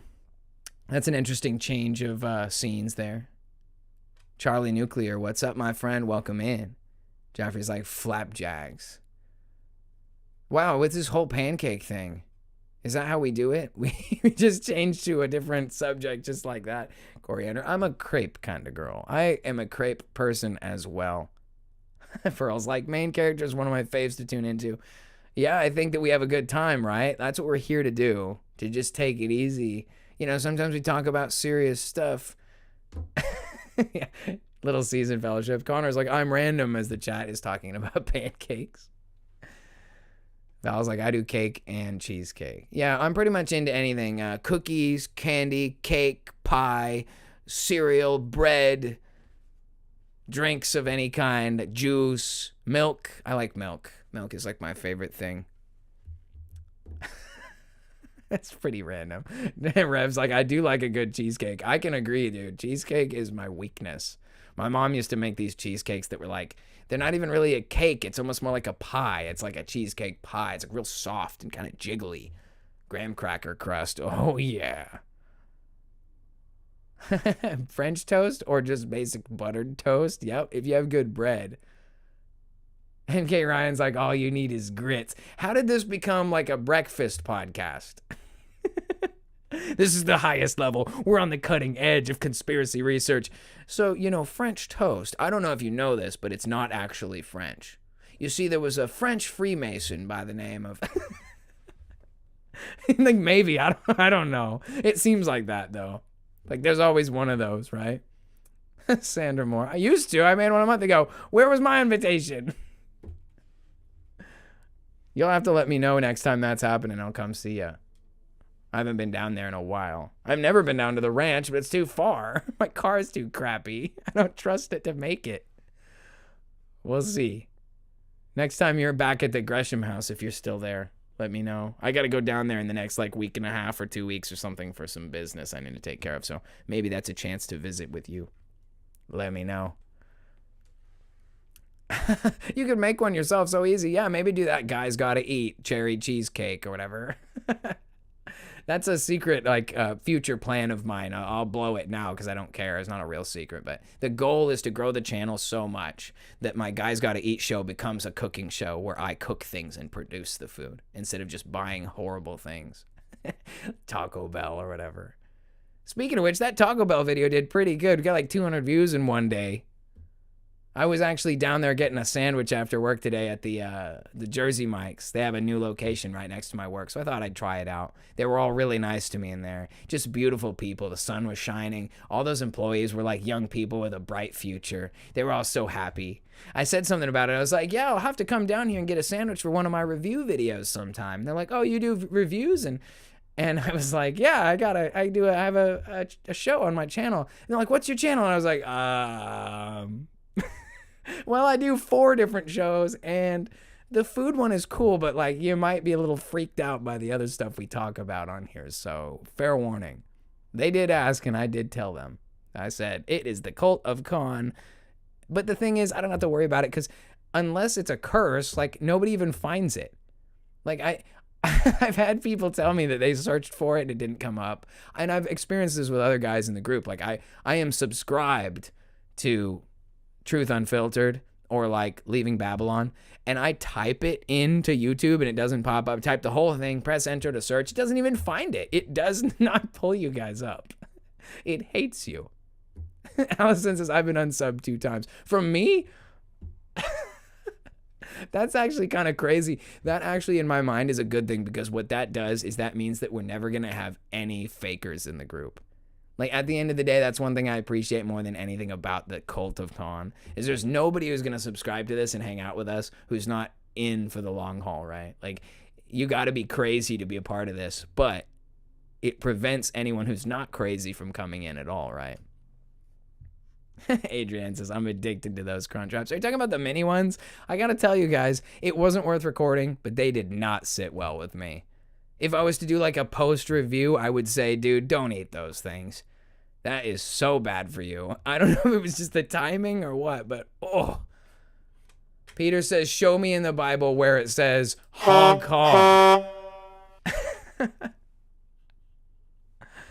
Val says 1.21k subs. You need to train now. Well, we've been talking about a blimp, a big blimpin'. Party blimp. That's the upgrade because, Wendy, it was taco hell. It wasn't that bad. If it had been taco hell, I would have been on the toilet at 3 a.m, guys, selfie cam. Dude, I made a big mistake. I should not have eaten that. It will happen. MK Ryan's dreaming of the day. He's been calling it Patreon. Patreon.com/thecultofkhan. One thing I can promise is that if I ever get violently sick from my food review channel, I will share with you as much as reasonable of my misery and torture.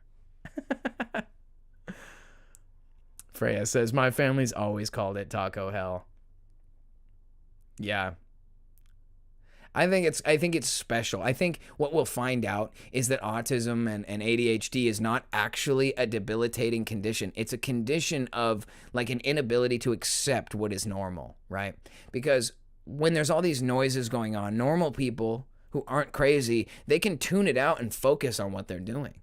It's just la, la, la, la in the background. But I'm not that kind of person. I'm too analytical. I'm like, what is all these noises? And so my brain is tuning into it. It's not that it's louder than anyone else. And when it comes to lights and brightness, like I'm always wearing sunglasses. Even these yellow glasses do a great thing of like diffusing blue light, and it makes it softer on me to sit in front of these lights in front of the screen. It actually helps. And, you know, it could be that I'm autistic and light is just more like bright to my eyes, but I think it might just be like awareness. Like you're more sensitive because you're more aware. You know, when I first started Main Character Podcast, I was like, what's the difference? Like, what makes you the main character? First of all, I thought it was like really funny. Like, it sounds narcissistic. Like, if I didn't know me, if you didn't know me, it'd be like, who thinks they get to have a channel called the Main Character Podcast? Like, as if they're the main guy? I don't, there probably already is somebody out there with a podcast called the Main Character Podcast, and I'm just so narcissistic I don't even know or care about it. It's like, oh no, there's another guy with like 800,000 subscribers called the Main Character. Like, you're just a cheap knockoff. And I wouldn't even be surprised, nor would I care or stop what I'm doing. Like, I found out recently there's a channel called The Cult of Conspiracy. And I'm like, we should collaborate. I think they're like a much bigger channel than me, but it sounds to me like we need to collaborate because we're like almost the same channel. You know what I mean? Like, oh, Cult of Conspiracy. I've been thinking about all kinds of weird stuff like that. So there's a guy I got mad at not too long ago because he was like selling consultations. I'm not trying to like dig that up again. I'm never going to accept that that was acceptable. You don't sell consultations for shit you just made up. Just being honest here. And that's fine. Nothing against the character of the guy. But I was recently like considering that whole thing, and it's like, what if I did the Cult of Consultations? You know what I mean? Like, oh yeah, I could charge you about $50 an hour if you guys want to hear what I think about Little Season. I don't know, I'm just joking. But I just think it's funny. You know. Freya says, most European/white people are naturally ADHD and autistic, historically traveling the world to document all the types of insects, molds, and funguses, just to name a few. And to subjugate a bunch of people from like developing nations. Is that a trait of ADHD, like conquesting everyone? Yeah, we looked around and we decided like, well, I don't like the way they're doing it over there. I think they should do it my way. I think I can get behind it if your way is the way, right? Like, I'm always talking about this. It's really like a totally inappropriate, like, it's the real threat. Yeah, you can have a thing where you talk about H-Man and Arctic Germans, whatever. But what you really can't talk about is the Christian Dominion movement, which is what I've coined as my terminology for the kingdom within, creating the kingdom without.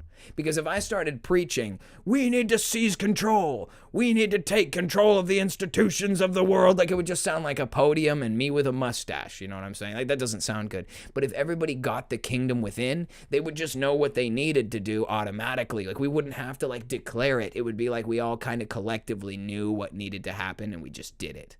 That's obviously not the way the book says it ends. We're not all gonna like wake up to the kingdom, start enforcing dominion on the world, and then have a happily ever after. I mean, we know there's gonna be this whole deception and final battle at some point. There will be a judgment of humanity. All of it eventually ends in a new heaven and a new earth. I even had some thoughts come through my mind. Not that I believe it, but I just want to throw it out there because, you know, the group talks about these things a lot. New heaven and new earth. Like, is it possible that there were different astrological signs in the sky like a couple hundred years ago or 1,000 years ago? And, like, is it possible that the land used to look different too and not broken up in the way that it is? Like, if heaven is the sky and earth is the dirt, like, what if we are in a new heaven and a new earth and we just don't realize it already? Something to think about. It's preterism. It's preterism. Yeah, that's funny. That's the one that'll get you too. Oh, you're reincarnated and you think it's all happened already. Oh boy. And again, I'll say this again. I hate reincarnation, dude. I always thought that was so dumb. It's just so counter scripture to me. Like, oh yeah, like, well, yeah, you'll be reborn as something else. Like the way you put it. Bro, yeah. You went full preterism only for a second.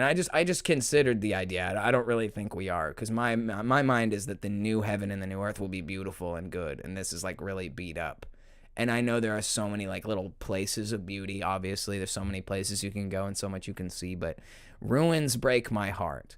When I see devastated ruins, and like if you go up the Columbia River Gorge, the whole gorge is like one massive melted super city. They're everywhere. There's like massive like melted ruins, and part of it is just like the mountain, and we're like, oh, it's just a melted mountain, but I know what I see when I look at that, and that breaks my heart. There's no way it's the new earth yet, dude, because the new earth is gonna be precision. It's gonna be gorgeous.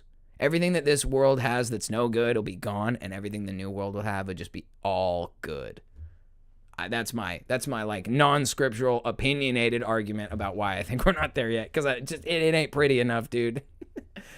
Plus, I don't know, I would think we would be aware of the final judgment if we were in the new heaven and earth, because of the technology and the timeline and stuff. We would know.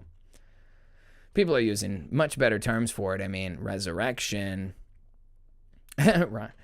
Right. Rev's like, Connor's taking us from one end of the spectrum to the other tonight, and I love it. Well, thank you for being here with us, brother. It has been kind of a weird night. I was talking about the highest degree. I don't know the answers to what the Masons are doing, but my bottom line about Freemasons and secret societies in the modern age is what we know about them, we're supposed to know. It's what they wanted us to know. They've told us who they want us to believe that they are in this age.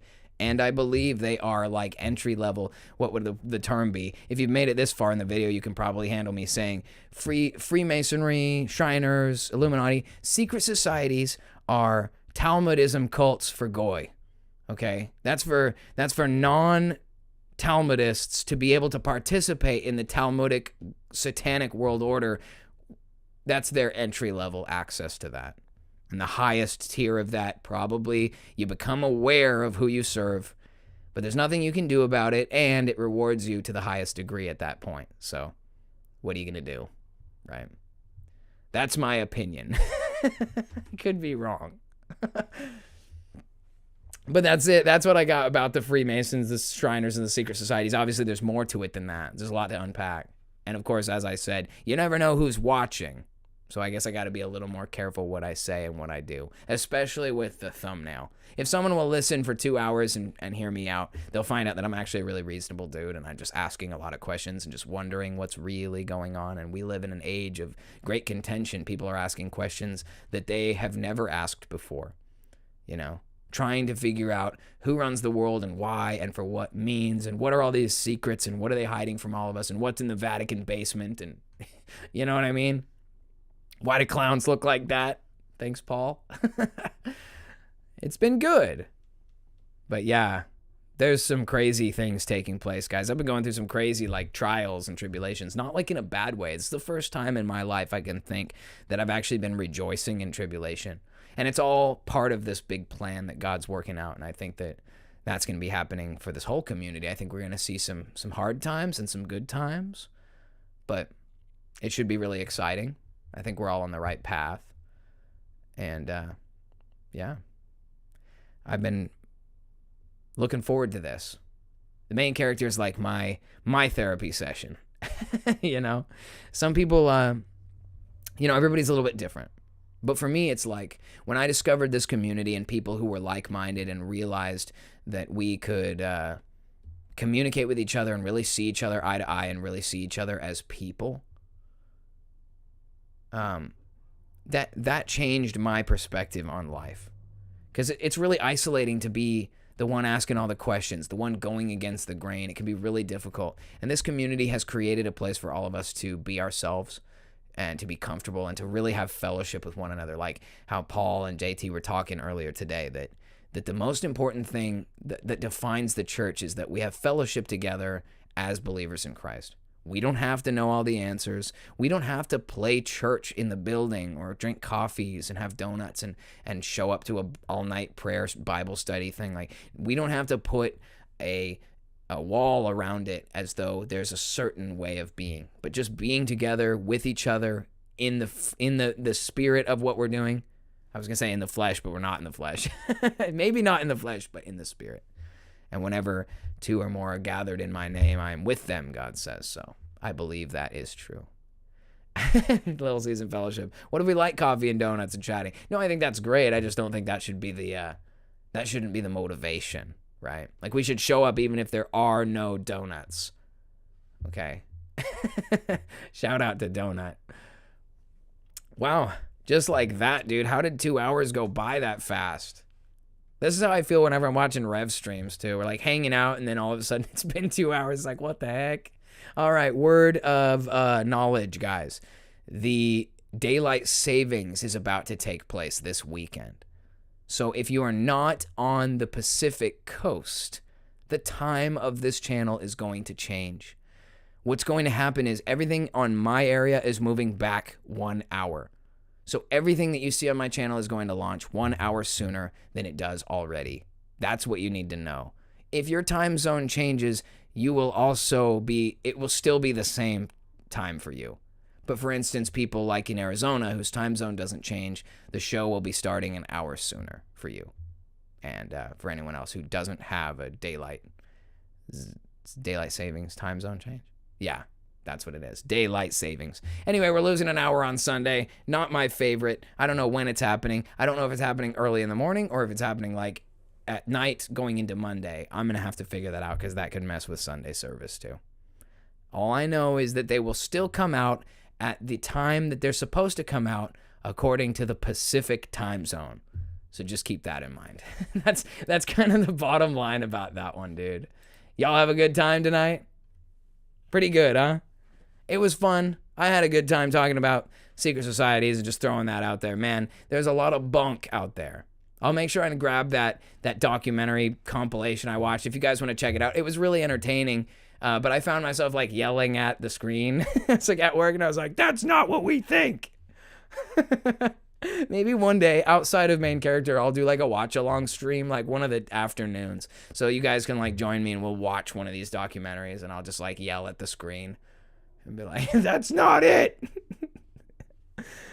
Guys, it's been awesome. Thank you for being here with me for the midweek show, the Main Character Podcast, level 33. As you guys know, this is the absolute cutting edge of conspiracy content. This is the craziest conspiracy cult on the internet, and we are super glad to have you guys here. Obviously, there's more to come in the near future. Thank you guys for joining us for level 33 of the Main Character Podcast, made possible by the Cult of Con. That's you guys. I am Con Man. And thank you for being here. We will see you guys on Friday for Burj Khalifa, and we will be back Sunday for the Sunday service. With that being said, y'all, thank you so much for being here. We're going to shoot out one big loud honk, and we're going to send it. Y'all have a great night. Thank you so much.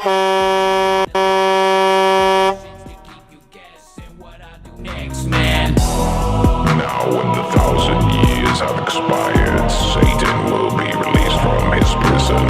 He will go forth to deceive the nations which are in the four corners of the earth, Gog and Magog, to gather them together for the final battle, an army whose number is as the sand of the sea. It's amazing the affirmations that come my way when I fake it until I make it. The truth is waiting, complacent organizations. They say I'm racist, they hate and they making payments on my vacation. I'm the man, I'm the king, I'm rejecting what you think. Rearranging your mentality, got some Kool-Aid you can drink. It's a scam, it's a plan, it's a con, and I'm your man. You know I tell it like it is, I hold the secrets in my hands.